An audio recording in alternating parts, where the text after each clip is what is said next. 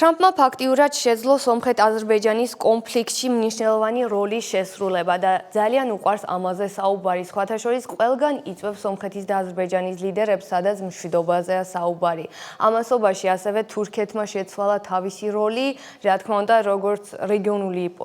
მოთამაშე გაიზარდა თურქეთის როლიც. რა სიტყვით ამაზე? ანუ აქ ვხედავთ, რომ თურქეთის როლი თქვათ იმ ფონზე, რომ პრაქტიკულად სირიაში ჩამოიშალა ეს ასადის რეჟიმი, რომელიც დაპირისპირებული იყო თურქეთთან, ვხედავთ, რომ აი ამ რეგიონში თურქეთის გავლენა გაიზარდა, მით უმეტეს იმის ფონზე, რომ ირანის გავლენა პრაქტიკულად გასამტვერებულია მთელ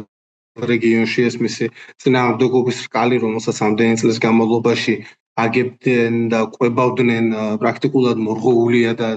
დაშლილი არის და აქედან გამომდინარე ვთქვათ, როგორც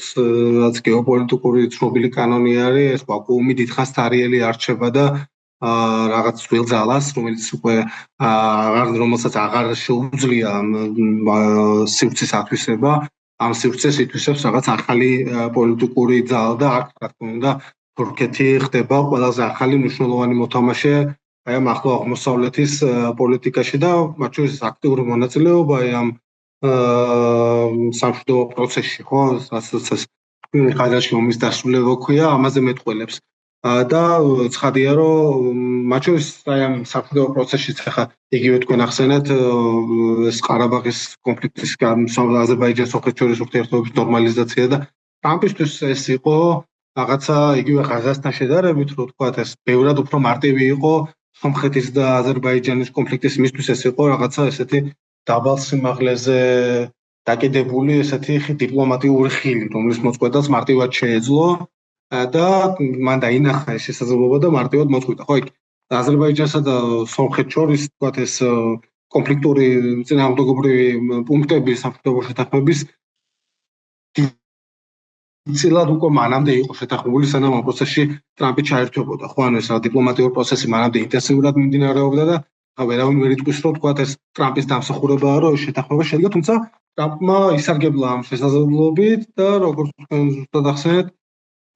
მას აქვს აი ეს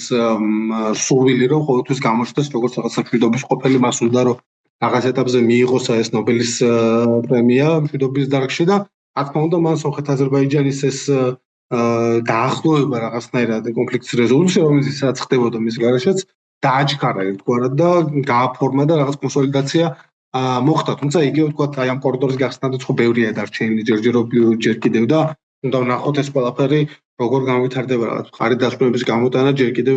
ნაადრევია. თუმცა აქ ხო ანუ აი ეს მშვიდობის სამიტის პრინციპი რეალურად იყო, რომ შეკრებილი იყო რეგიონის ქვეყნები, ვისაც აი ეს ახლო აღმოსავლეთში მიმდინარე მოვლენები მნიშვნელოვანია და ვიზეც ეს მოვლენები რაღაცნაირ გავლენას ახდენს და ამასთანავე სომხეთის და აზერბაიჯანის ლიდერების დასწრება აქ იყო, რა თქმა უნდა, განპირობებული იმით, რომ ისინი თქვათ თვითონ არიან ესეთი სამშვიდობო პროცესის მონაწილეები თავიანთ რეგიონში, ხო, ანუ რაღაცა ამ კონფლიქტის რეზოლუციის ძველი